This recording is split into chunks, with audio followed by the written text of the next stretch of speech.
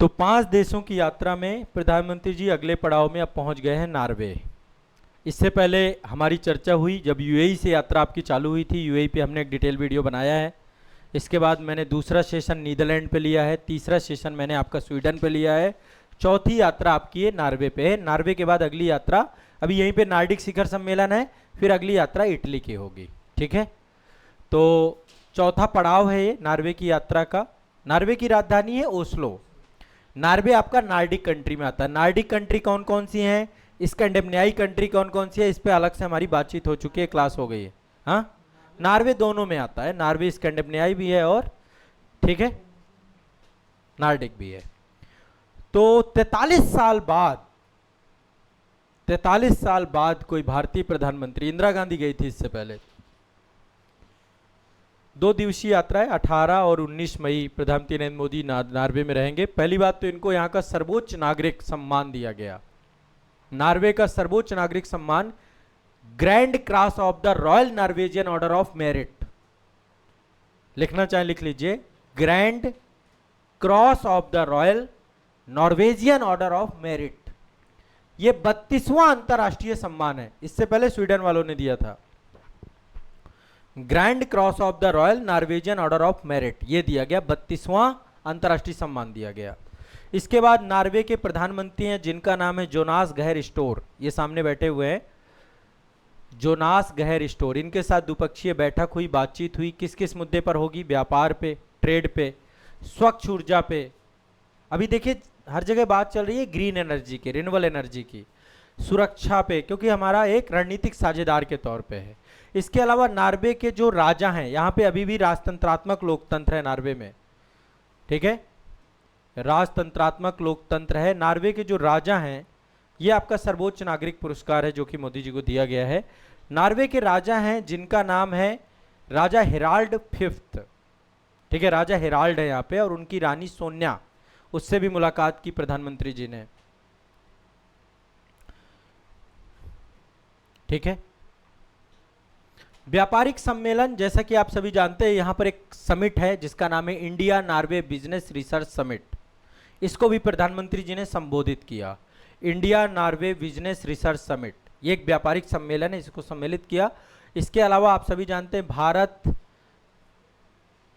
एफ्टा जो आपका व्यापार समझौता है उसके तहत निवेश बढ़ाने पर जोर भी प्रधानमंत्री जी ने कहा।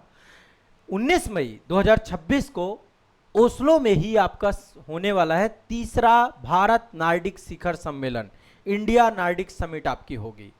इसमें नॉर्वे, स्वीडन, फिनलैंड, डेनमार्क और आइसलैंड 5 देश आपके आते हैं नार्डिक देशों में। भारत के साथ जो है एक शिखर सम्मेलन हो रहा है, भारत नार्डिक शिखर सम्मेलन, ये तीसरा शिखर सम्मेलन है। एक साथ नॉर्वे, स्वीडन, फिनलैंड, डेनमार्क और आइसलैंड के राष्ट्राध्यक्ष शामिल होंगे। ठीक है, तो एक ऐतिहासिक दौरा है। दोनों देशों के बीच में रणनीतिक और आर्थिक सहयोग को लेकर के कई सारे मुद्दों पे बात हुई है। पहला मुद्दा ग्रीन एनर्जी, क्लाइमेट को लेकर बात हुई है, ग्रीन हाइड्रोजन को लेकर बात हुई है, रिन्यूएबल एनर्जी को लेकर बात हुई है, और सतत भविष्य, सतत टिकाऊ भविष्य को लेकर के बात हुई है। एक और चीज है समुद्री सुरक्षा, क्योंकि नॉर्वे जो आपका है समुद्री सुरक्षा हो गई, पोत निर्माण, शिप बिल्डिंग को लेकर के, समुद्री संसाधनों का कैसे बेहतर उपयोग करें, आर्कटिक क्षेत्र है आपका। आप सभी जानते हैं भारत आर्कटिक क्षेत्र में वैज्ञानिक अनुसंधान और वैज्ञानिक अंतरिक्ष तकनीकी के सहयोग को लेकर के भी नॉर्वे को साथ में लेके चल रहा है। तो आर्कटिक क्षेत्र में वैज्ञानिक अनुसंधान करना, ठीक है। आर्थिक निवेश को लेकर के बात हुई है हमारी। गवर्नमेंट पेंशन फंड है आपका। भारत के कैपिटल मार्केट में नॉर्वे का गवर्नमेंट पेंशन फंड, जिसको बोलते हैं जीपीएफजी, इस निवेश को बढ़ाने को लेकर, द्विपक्षीय व्यापार को बढ़ाने को लेकर के सारी बातचीत की गई। ठीक है, तो अभी भारत जो है आर्थिक साझेदारी के अंतर्गत, देखिए आप सभी को पता है एक एग्रीमेंट हुआ था बहुत पहले, जब यूरोपीय यूनियन की अध्यक्ष आई थी उर्सुला बॉन, तो उनके साथ हुआ था भारत यूरोपीय मुक्त व्यापार समझौता। ये आपका जनवरी 2026 में हुआ था, जब अभी 26 जनवरी में चीफ गेस्ट के तौर पे आई थी। एक ऐतिहासिक व्यापार, इसको मदर ऑफ ऑल डील्स कहा जाता है। अभी 2026 के दिसंबर तक ये लागू हो जाएगा। तो उस डील होने के बाद ये एक बड़ी यात्रा है और आने अभी इसमें टोटल $100 बिलियन का निवेश किया जाएगा। ठीक है, तो अभी इसको लेकर के नॉर्वे में बातचीत हुई है। इसके अलावा जैसे मैंने बताया कि नॉर्वे में गवर्नमेंट पेंशन फंड जिसको बोलते हैं GPFG, government pension and global fund, तो भारत का जो कैपिटल मार्केट है उसमें 28 बिलियन का अपना निवेश बढ़ाने की सहमति की है। देखिए विदेशों से पैसा लेकर आना है, ये बात हुई थी ना, वो चीजें यहां पर चल रही, वही डिस्कशन चल रहे हैं। द्विपक्षीय व्यापार बढ़ाने हमें आपस में, दोनों को आपस में ट्रेड बढ़ाने हैं। अभी हमारा ट्रेड बहुत कम है नॉर्वे के साथ, लगभग $2.73 बिलियन का ट्रेड है। अभी इसको 5 गुना करना है आने वाले समय में, अगले 5 सालों में इसको 2 गुना करना है, माफ कीजिएगा। अभी वर्तमान में कितना है, $2.73 बिलियन। अगले आने वाले 5 सालों में यानी 2030 तक में इसको 2 गुना करना है, यानी टोटल इसको करना है $5 बिलियन के आसपास। ठीक है, इसके अलावा India Norway business and research summit, जो मैंने आपको बताया कि ओस्लो के सिटी ऑफ हॉल में एक समिट आयोजित की गई, India Norway business research summit, जिसमें दोनों देशों के उद्योगपति आए। प्रधानमंत्री जी ने यहाँ पे 3T की बात की, 3T मतलब ट्रेड, टेक्नोलॉजी और टैलेंट की बात की, है ना। फूड एंड फर्टिलाइजर सिक्योरिटी पे प्रधानमंत्री जी ने कहा। अच्छा, अभी हर जगह प्रधानमंत्री एक बात कह रहे हैं जहां भी जा रहे हैं, और वो बात जो भारत में कह के गए, उन्होंने कहा कि अभी पूरा दुनिया जो है ऊर्जा संकट से जूझ रहा है, खाद्य सुरक्षा से जूझ रहा है, और खाद्य फर्टिलाइजर भी आप समझिए एक बहुत बड़ी समस्या बन जाएगी यदि अभी देखिए ये फूड सिक्योरिटी तक भी जाएगा यदि उर्वरक नहीं मिल पाई किसानों को। किसान भी अभी उर्वरक संकट, उर्वरक अभी महंगी भी हो जाएगी आपकी। ठीक है, तो इन सब को लेकर प्रधानमंत्री जी ने कहा कि भारत और नॉर्वे दोनों मिलकर काम करेंगे। नॉर्वे की एक कंपनी है जिसका नाम है ओरकला करके है, वो फूड सेक्टर में निवेश करेगी। ठीक है, और भारत में एक कंपनी है वहाँ की इक्विनोर कंपनी से बातचीत हुई है कि एलएनजी और एलपीजी, यानी कि हमारे भारत को ऊर्जा सुरक्षा भी, क्योंकि बड़े स्तर पे ऑयल वगैरह नॉर्वे में होते हैं, एलएनजी और एलपीजी का उत्पादक भी है नॉर्वे, तो उसकी साझेदारी पे भी बात हुई है। ठीक है, नॉर्वे के प्रधानमंत्री का नाम क्या है, जोनास गहर स्टोर, उनके साथ द्विपक्षीय चर्चा में प्रधानमंत्री जी ने पश्चिम एशिया की, वेस्ट एशिया के क्राइसिस, यूक्रेन संकट पे भी बात कही, सैन्य कार्रवाई और स्थायी शांति की बात कही। उन्होंने कहा कि सैन्य कार्रवाई से कुछ नहीं होने वाला, बातचीत ही एकमात्र रास्ता है। साथ ही यूनाइटेड नेशन सिक्योरिटी काउंसिल में भारत को लेकर स्थायी सदस्यता को लेकर के भी बातचीत यहाँ पे हुई कि आप हमें समर्थन करिए, भारत जो है, और नॉर्वे ने भी कहा कि हम भारत का समर्थन करते हैं कि यूनाइटेड नेशन सिक्योरिटी काउंसिल में वो सदस्य बने। 2047 तक हम विकसित भारत के लक्ष्य को लेकर के चल रहे हैं। भारत एक मैन्युफैक्चरिंग हब में बनने जा रहा है, तो नॉर्वे भारत के मैन्युफैक्चरिंग हब और ग्रीन पार्टनर के तौर पे जुड़ रहा है। ठीक है, ग्रीन हाइड्रोजन, ठीक है, नॉर्वे से मिलने जा रहा है। रिन्यूएबल एनर्जी तकनीकी पर मेक इन इंडिया के तहत बढ़ेगा ये। समुद्री और अंतरिक्ष अनुसंधान को लेकर बातचीत हो रही है, ग्रीन शिपिंग की बात हो रही है, आर्कटिक रिसर्च की बात हो रही है। ठीक है, बहुत सारे अन्य वैज्ञानिक, गवर्नमेंट टू गवर्नमेंट बिजनेस को लेकर के बात हो रही है, सारी चीजें हो रही हैं।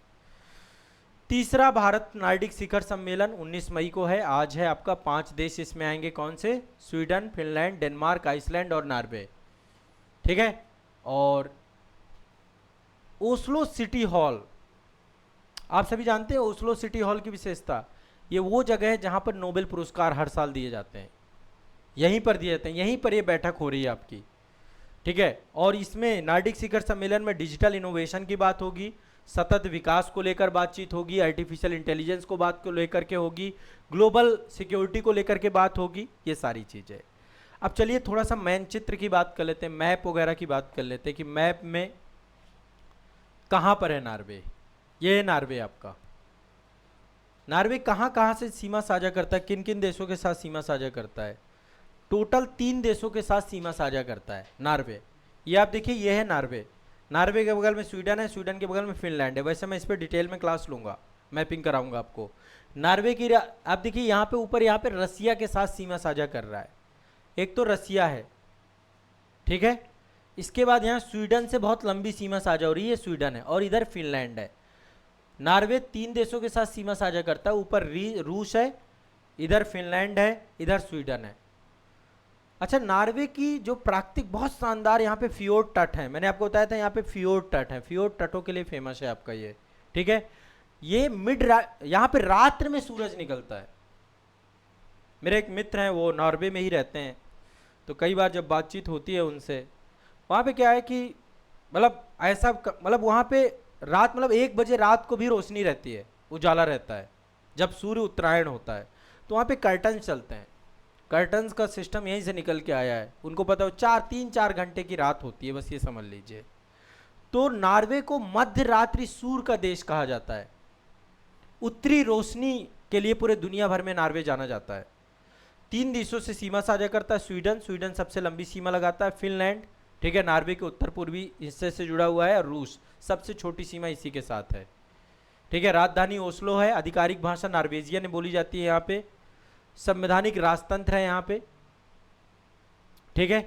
फियोर्ड, बहुत सारे फियोर्ड तट हैं यहाँ पे, नॉर्वे के तटों पे ग्लेशियर्स के द्वारा बनाए गए तट हैं, गहरी सक्रिय समुद्री घाटियाँ हैं जिनको फियोर्ड कहा जाता है, ठीक है। यहाँ पे कई सारे फियोर्ड हैं, जैसे गेरेंजर फियोर्ड, नेयोर फियोर्ड, ये कई सारे फियोर्ड तट हैं जिसके लिए फेमस है। यूनेस्को की वर्ल्ड धरोहर सूची में भी सम्मिलित हैं ये फियोर्ड तट आपके, ठीक है। और आप सभी जानते हैं इसका जो ये उत्तरी हिस्सा है, ये आर्कटिक सर्किल के अंतर्गत आता है, आर्कटिक वृत्त के अंतर्गत आता है। तो मई से जुलाई तक में यहाँ पे सूर्य कभी नहीं डूबता, अभी जैसे वहाँ पे सूर्य डूबेगा ही नहीं, रात में भी सूर्य दिखता है वहाँ पे, इसलिए लैंड ऑफ मिडनाइट सन कहा जाता है इसको, मध्य रात्रि का, ठीक है। और नदर्न लाइट मतलब ये हम इसको पढ़ते हैं, आगे चल के मैं पढ़ाऊँगा, अरोरा बोरेलिस कहा जाता है इसको।